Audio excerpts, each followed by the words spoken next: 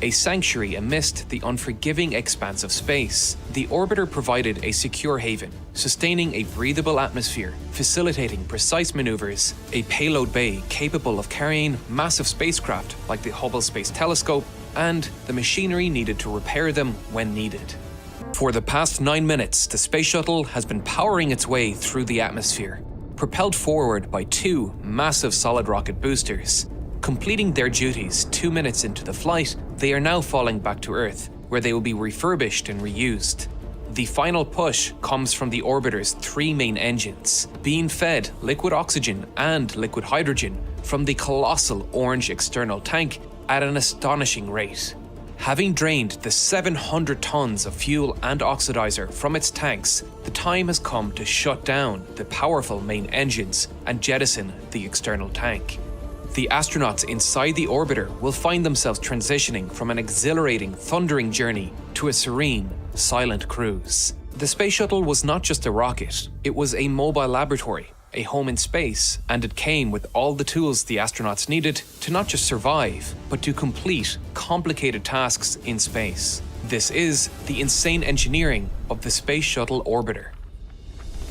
The astronauts' jobs begin the moment they reach orbit. The orbiter has released the external tank, and it's beginning its journey back through the atmosphere, where it will disintegrate. This is the last view anyone will have of the external tank intact, and it was vital that photos of it were taken to check for any issues that could have occurred on ascent. To do this, the commander of the orbiter needs to pitch the shuttle onto its back using its maneuvering system. Scattered all over the orbiter are smaller rocket nozzles, part of the reaction control system. This removable module in the nose of the aircraft was the forward reaction control system. Inside, there are 2 spherical tanks, an oxidizer tank filled with nitrogen tetroxide, and a fuel tank filled with monometal hydrazine. This fuel oxidizer combination is unique. It doesn't need an ignition source. It's hypergolic, meaning they spontaneously ignite upon contact with each other. But both substances were extremely toxic, producing ominous orange clouds of toxic gas. Breathing this in would cause your lungs to rapidly fill with fluid, and once in your bloodstream, it interferes with the blood's ability to carry oxygen. Anyone working with these propellants had to wear pressurized breathing suits to prevent any chance of contact.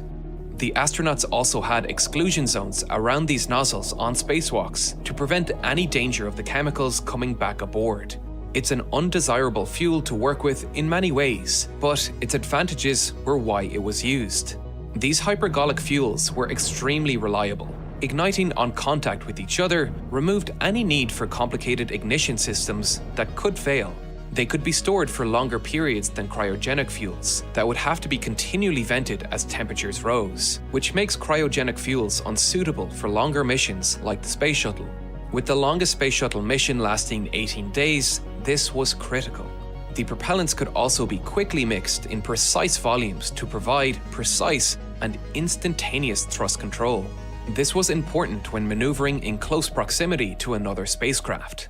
The propellants are fed into the combustion chamber through pressurization of the tanks with high-pressure helium, held in spherical Kevlar composite tanks with titanium inner liners. An extremely lightweight tank, just 10 kilograms in weight, but nearly a half-meter in diameter. Spherical tanks are the most weight-efficient form of pressure vessel, with the highest volume-to-weight ratio.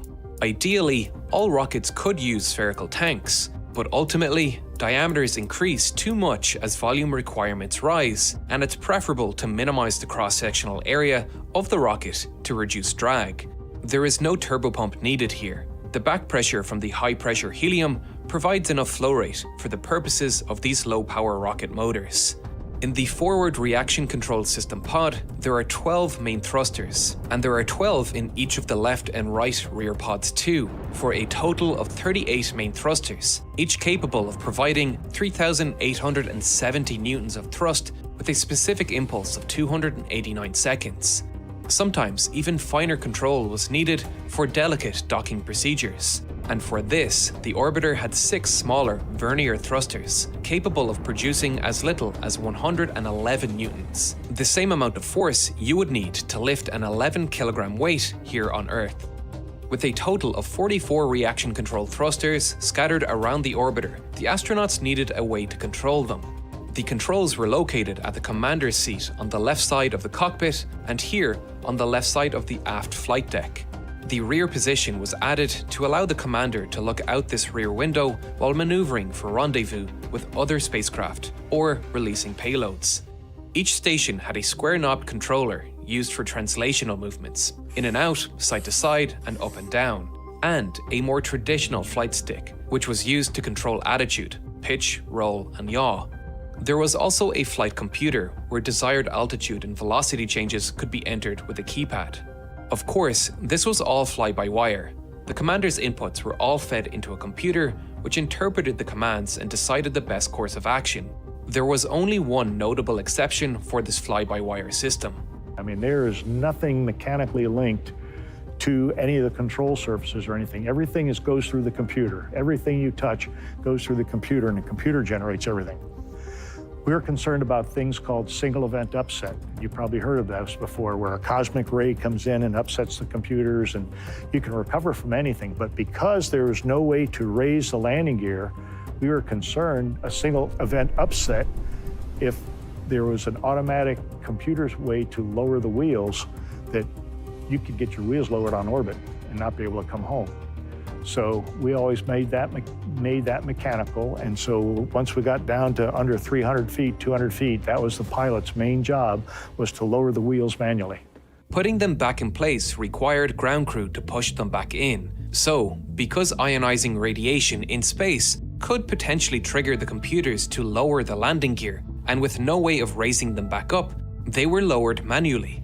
The landing gears were held in place by a hooked lock that was released after the pilot flipped the protective covers on these two buttons, an arming button and a button labeled DN for down. When this happened, a hydraulic actuator released the hook, holding the landing gears in place and allowed them to lower. The first day of the mission is now starting. The astronauts begin their tasks. The pilot and commander, seated in the left and right seats in front of the instrument panel, are busy working towards the first rendezvous with Intelsat. Through the forward windows, the astronauts can glimpse a distant bright dot, the satellite they are maneuvering towards. These weren't the only windows on board. There were additional overhead windows, along with rear windows looking into the payload bay, which for now remains closed. These windows were key to the reusability of the shuttle. The windows had to be durable enough to survive space debris impacts and capable of resisting the temperatures of re-entry. The space shuttle's window structure had multiple layers of glass, each tailored to withstand different conditions. The pressure pane was engineered to endure the cabin pressure in space. It was made from 15.7mm thick alumosilicate glass that was tempered to be mechanically strong. On the outer edge of this pane, a red film was added to reflect back the heat into the vehicle so it wasn't lost to space, while still letting visible light through. The outermost pane, or the thermal pane, was also 15.7mm thick and capable of resisting temperatures of up to 482 degrees Celsius. There was also a large space between these two panes, which minimized heat transfer between the outer shell and the inner crew cabin. On one Discovery mission, one of these windows was struck by space debris, leaving a small crater in the window, but it did not break. If it had, the astronauts inside were in no danger, as there was also a center redundant pane, serving as a failsafe for both the thermal and pressure panes. It was 33mm thick and made out of fused silica glass, the same material that laboratory crucibles and beakers are made out of. The rear windows, looking into the payload bay, did not have the outer thermal pane, since they would not be exposed to the extreme superheated plasma during re-entry. There were no windows in the middeck below the crew deck. The middeck is where many of the science experiments in orbit were performed, and this is where the astronauts slept and ate. There were stations where the astronauts could strap themselves to the walls in the weightless environment, but not everyone chose to use them. The commander and pilot generally slept up on the flight deck. They would just loosely strap themselves in their, commander and pilot seats, because that was a good way. And you want to be kind of strapped in. There were some astronauts like Story Musgrave that liked to free float around in space, but he would bump into people, and I heard that it was quite annoying sometimes. But the rest of us, you have a cloth sleeping bag that's made out of, just light material like this, where you Velcro it to a bulkhead or the ceiling and you just zip yourself up in it.